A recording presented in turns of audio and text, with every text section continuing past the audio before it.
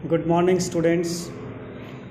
Dr. Harish Kumar, Associate Professor Political Science, Shri Kalyan राजकीय कन्या महाविद्यालय सीकर।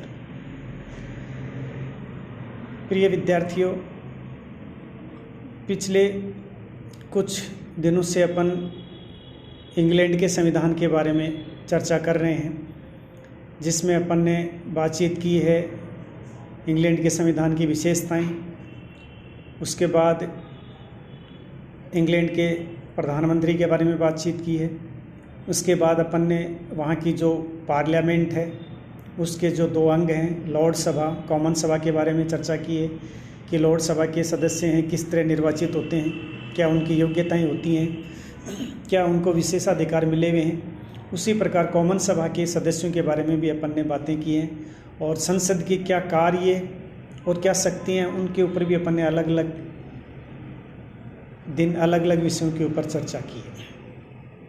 आज की जो अपनी चर्चा का विषय है वो है 1949 का संसदीय अधिनियम। इस अधिनियम की व्याख्या संसद अधिनियम 1911 के रूप में की जाती है। तो 1949 के अधिनियम के बारे में बात करने से पहले अपन 1911 के संसदीय अधिनियम के बारे में भी कुछ चर्चा करेंगे। 1909 के सामान्य निर्वाचन में उदार दल को बहुमत प्राप्त हुआ और उसकी सरकार स्थापित हुई। उस समय वित्त मंत्री थे लॉर्ड लॉयड जॉर्ज ने भूमिकर संबंधी एक प्रस्ताव रखा। चूँकि भूमिकर के प्रस्ताव लॉर्ड सभा के अधिकांश सदस्यों के लिए अरुचिकर थे, इसलिए लॉर्ड सभा ने वित्त मंत्री के समूचे बजट को अस्वीकृत कर दिया। फिर 1910 में दोबारा आम चुनाव हुए, जिसमें उदार दल फिर विजयी हुआ। कॉमन सभा में भूमिकर संबंधी प्रस्ताव को फिर रखा गया और उसे पास किया गया। इस बार जनता की इच्छा के सामने लॉर्ड सभा को झुकना पड़ा और उसने बिना विरोध के प्रस्ताव को पारित कर दिया।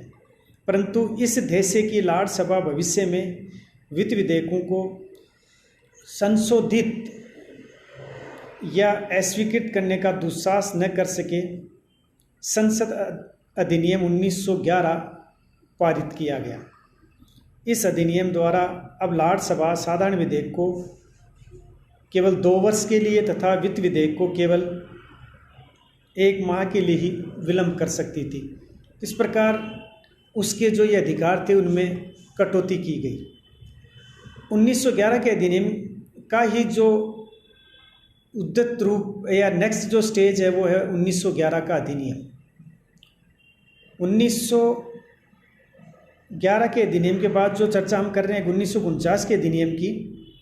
1949 के संसदीय अधिनियम में ये निश्चित किया गया कि यदि कॉमन सभा में किसी विधेयक के प्रस्तावित होने के बाद 1 वर्ष बीत गया और लॉर्ड सभा ने उसे दोबारा अस्वीकृत कर दिया है तो वह भी कानून बन जाएगा।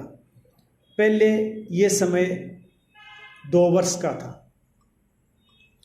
1958 का जीवन पर्यंत पियर अधिनियम। इस अधिनियम द्वारा भी कुछ सीमित संख्या में जीवन पर्यंत पियर रखे गए।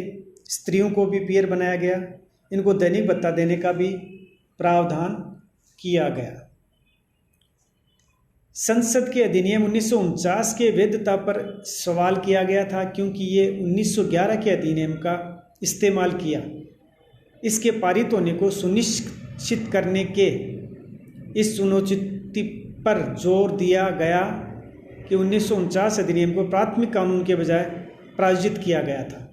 यदि ऐसा होता है तो लॉर्ड से प्रत्यक्ष अनुमति के बिना कॉमन सभा 1949 के अधिनियम के माध्यम से खुद को सशक्त नहीं कर सकते थे। चूँकि 1911 के अधिनियम के तहत ये पारित किया गया था, इसलिए इसे कोई भी लॉर्ड्स की आवश्यक सहमति नहीं मिली थी।